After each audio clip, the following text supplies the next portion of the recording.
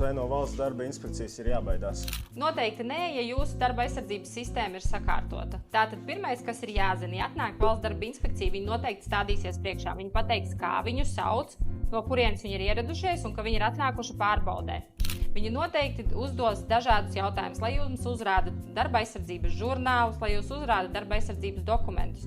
Bet ņemot vērā to, ka ja jūs esat satraucies un nezināt, kur tie dokumenti atrodat, jebkurā gadījumā jūs varat pateikt, ka jūs viņus varat uzrādīt viņiem arī birojā. Neviens valsts darba inspektors uzreiz nesota darba devēju, ja ir atnācis uz pārbaudi.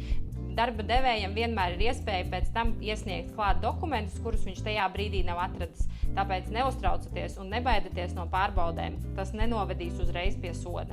Lai nebaidītos no valsts darba inspekcijas pārbaudēm, jums ir jāizvēlās drošs pakalpojums sniedzējs darba aizsardzībā, kurš jūs aizsargās. Mēs noteikti to varam izdarīt. Vērsieties pie mums un mēs jums palīdzēsim sakārtot tā darba aizsardzības sistēmu, nolikt mapīti īstajā vietā, lai tad, kad atnāk pārbaude, jūs varētu to uzreiz uzrādīt un pārbaudēji nebūtu nekādu pārkāpumu.